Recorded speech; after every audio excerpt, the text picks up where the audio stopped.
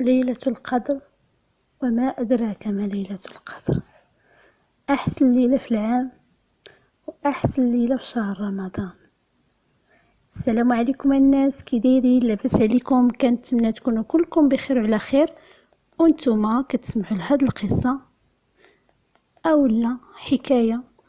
جيت اليوم نعاود لكم حكايتي اولا قصتي مع ليلة القدر، احسن ليلة في رمضان او في العام كامل. المهم الناس، القصة ديالي مع ليلة القدر قصة معجزات، وقصة تحقيق الأمنيات، وقصة باش تاخدي حقك من المظلوم وياخد لك الله حقك من المظلوم. وأي مشكل عندك يتحلك بمشيئة الله.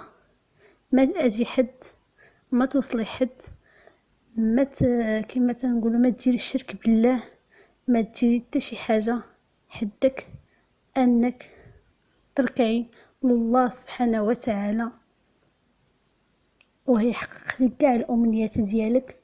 واي حاجه بغيتيها غادي تحقق لك. واي واحد ظلمك ربي غياخد لك حقك منه. وعن تجربه الناس، انا عندي واحد القصه مع ليلة القدر. اش غنقول لكم الناس؟ واحد القصة. ليش غنقول لكم؟ ما عمرني كنت حقيقة كنت نسمع الناس كيمشيو للجامع كيصليو ليلة القدر. واخا كنت كنصلي في هذوك 4 ركعات 8 ركعات عادي، ما عمرني زعما كنت نعطيها يا ربي تسمح لي شي اهمية كبيرة. حتى لواحد النهار الناس كنت مزوجة،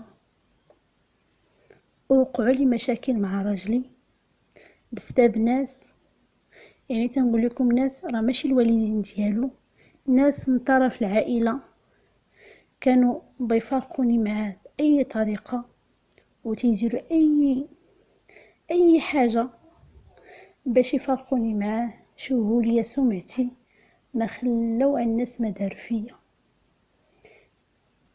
اللي طاح لكم على البال داروا هذوك الناس باش يفارقوني انا وراجلي، ولكن بمشيئة الله وثقتي في الله وكنقوم الليل كنصلي صلاة الليل والاستغفار، وزدت عليها ليلة القدر الناس. الحمد لله كل شيء تحول لصالح ديالي، وكل شيء بان على حقيقته. كما تنقولوا بان العدو من الصديق. شوهوا لي سمعتي وفارقوني مع رجلي مدة 6 شهور.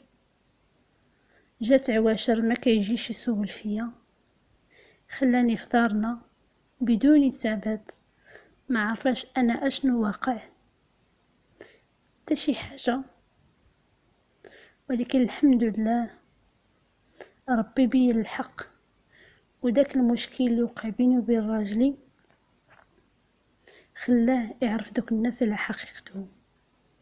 يعني الناس اذا كنتم مظلومين اولا واخد لكم شي حد ديالكم اولا هضر فيكم اولا مشوه لكم سمعتكم، خليوه لله، ما تأذيوه، ما ديروا الشرك بالله، ما ديروا حتى شي حاجه. كونوا متقين الناس الا هزوا كفوفكم لله سبحانه وتعالى وجلسوا تفرجوا من بعيد، ربي غيخليكم كتفرجوا وغتشوفوه. ماشي شي حاجه غادي توقع لهم ما غاديش تشوفوها، لا، الناس غتشوفوها بعينيكم، غتشوفوا معاك هما داكشي اللي انت دعيتيه من قلبك. كونوا متيقنين غتشوفوه هكا بعينيكم. انا شخصيا هكا وقع لي مع ناس. هي ما تكونوش الناس حاكم شاركين في داك الظلم اللي ظلموكم، مثلا درتو لهم شي حاجه عاد هما ناضوا داروا لكم شي حاجه. خص بنادم باش ربي يستجب لك الدعوه ديالك ما تكونيش مأذيه داك الانسان حتى نتيا، وما تكونش عندك شي سميتها بالمأدية عليه. دار لك شي حاجه خليه لربي سبحانه وتعالى، وتفرجي من بعيد وكوني متيقنه غتفرجي فيه بوحده كاع اي حاجه دارها لك غادي تفرجي فيه هكا وانتي جالسه، ما كيعرفها منين جاتو من عند الله سبحانه وتعالى. واخا انتي دعيتي فيه كوني متيقنه راه ربي غادي ياخذ لك حقك هكا وانتي كتشوفي. والسيده الناس اللي قلت لكم دعيت لها في ليله القدر باش انه يتشوه لها وجهها، يعني الله يعطيها تشويه صورتها، والله الناس ما دارتش عليها شهرين الا تشوه لها وجهها واحد تشوه خلقي، ما تحرقات، ما وقعت لها اكسيدون، ما وقع لها حتى شي حاجه، تشوهات واحد الشوهه في وجهها ما بقاش تقدر تخرج به للزنقه. يعني الناس قلت لهم دعوات الظالم كتوصل كيف ما كانت، كيف ما كانت. ان تكوني ظالمه ربي يدوي حسبي الله ونعم الوكيل، راه الدعوه ديالك كتوصل. المهم الناس اش بغيت نوصل لكم انا من هاد القصه، ماشي ضروري نعاود لكم انا القصه كيف هي. المهم الناس وكنقسم لكم بيمينة الله ان هاد القصه كنعاود لكم واقعيه ووقعت لي شخصيا، ما كنديرهاش عليكم. السيده اللي شوهات لي السمعه ديالي وانا مزوجه، ووقع لي مشكل مع راجلي وكتعيط للناس برانيين لان ما رضيتش انني سمعوني انا مخاسمه مع راجلي او لاني غنتفارق انا وراجلي، حيتاش مده 6 شهور وانا في دارنا وراجلي ما سولش فيا. شوهات عليا بلي طاح لكم على بالكم، تعيط ليهم وكتعاود ليهم وكتزيد من راسها. والله الناس تخيلت تصالحت انا مع راجلي وكل شيء معنا، ماشي رجعت ليه مثلا هو اللي جا رجعني ولا شي حاجه، لا، والديه تدخلوا بخيط بيض بيناتنا حيتاش راجلي من العائله ديالي، والوالد ديالو هو اللي جاب الزاز عليه قال لي غنديك لدارك، وجا وغوت عليه علاش غتفرقوا ما كاينش زعما شي سبب وهادي مع انا شيخي عاودت ليه كلشي. هو اللي خلى كما تنقول هو السبب اللي خلاني رجعت وعجوزتي خلاص، هما اللي خلاوني رجعت لداري، حيتاش الناس اللي تدخلوا في المشكل حتى هما من العائله ولكن بعد شويه.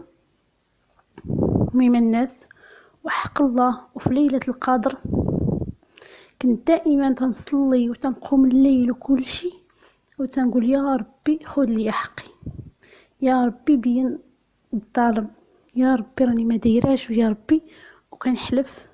ولكن ديك الليله بالضبط تنقول يا ربي عطيها تشويه صورتها، ماشي تشويه سمعتها، صورتها يعني الوجه ديالها توقع ليها شي حاجه ما باقاش تقدر تبينو الناس. حيتاش الناس كاينين شي ناس عايشين معنا هم تيبانو في صورة ملاك وما راه شياطين مع الاسف. والاكثر احنا ولينا عايشين مع هذا الشيء، كتلقايهم ملتزمين وكل شيء ولكن مع الاسف راهم شياطين في صفة انسان. هكا دايرين هاد الناس اللي كانوا سبابي في مشاكلي مع راجلي، والحمد لله ودعيت ربي يبين الحق وبين لي حقي بطريقه اخرى اللي ما نقدرش انا نقولها في القصه.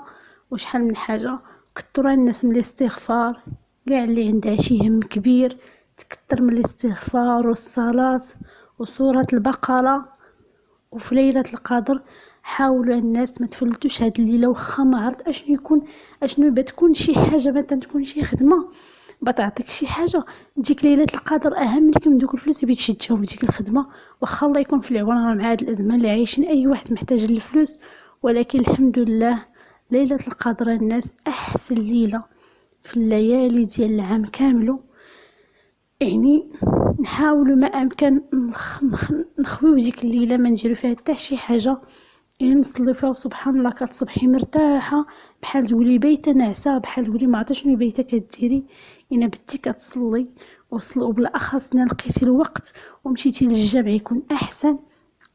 انا الناس هاد الليله اللي كنعاود لكم عليها اللي اكتشفتها ديال داك العام، يعني صليتها في الجامع نكذبش عليكم، الناس كيديروا الناس واحد الوقفه. بالنسبه للناس العيالات اللي ما كيمشيوش للجامع تيوقفوا الناس في الاخر ديال الليالي، في الاخر ديال الصلاه، تيبقاو تيصليو وكيدعيو وكيصليو وتيدعيو ربي يعفو عليهم، ربي يعطيهم. ما كل واحد واش كيدعي في النيه ديالو، وكيكون الامام حتى هو من تيعاوننا. ولكن الناس دعيو داكشي اللي في خاطركم وداكشي اللي ضركم واللي ظلمكم في حياتكم، ربي يبين لكم حقكم. وكونوا متيقنين يكون هي قلبكم زوين، راه ربي ما كيخيب حتى شي واحد. راه اللي استغفرت الله العظيم كاين اللي كيصلي مره وجوج تيقول لا صليت وما شديتش. صلي وعاود صلي، ما تمنش على الله انك تصلي، خصك تصلي باش ترضي الله، عاد الله يرضيك.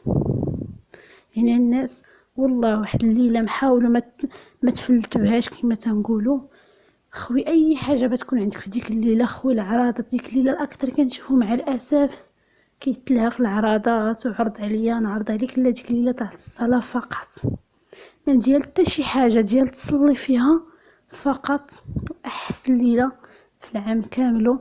والله الناس تصنتوا ليا، وكنتمنى انكم تسمعوا لهاد القصه. واللي عنده شي قصه بحال هاد على ليلة القدر نتمنى يشاركها معايا وتحقيق لأمنية الناس. ربي تبت ليا غرسي واستقريت في زواجي وراني ولدت وليد، الحمد لله والشكر لله على عين الناس كاملين. وتحديت كاع الصعوبات اللي عشت في حياتي الحمد لله بإذن الله وبالصلاة وبالاستغفار. واي حاجه الناس بالصلاه كتجيك خايبه وكيحيدك يبعدها عليك الله. واخا بنادم يدير فيك الخايب راه ما كيوصلكش، واخا يأذيك لا بالسحر ولا باي حاجه راه ما كتوصلكش، حيت انتي تكوني طاهره بالصلاه وبقيام الليل وبالاستغفار وبسوره البقره. حاولوا الناس ما تفلتوش هادشي، راه الحياه راه هكا باش تمشي تكوني سعيده ومرتاحه في حياتك، راه ما كايناش شي حاجه اخرى الناس.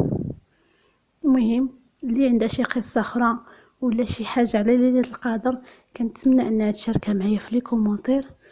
باي باي عليكم، خليتكم على خير. ما تنسونيش من لي لايك والاشتراك والضغط على الجرس باش ان شاء الله يكون وصلكم كل جديد. باي باي عليكم، خليتكم على خير.